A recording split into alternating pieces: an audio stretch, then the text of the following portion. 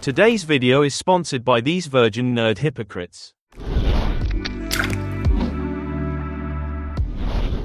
Open your clip in the Fusion page, and add a merge node after.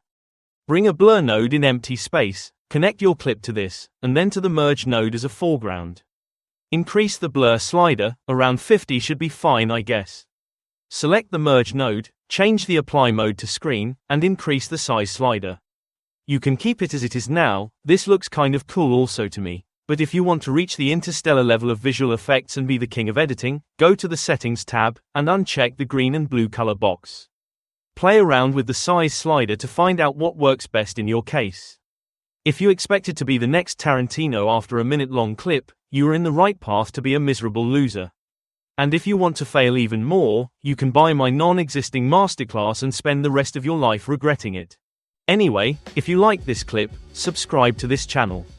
If you didn't, subscribe and close your eyes.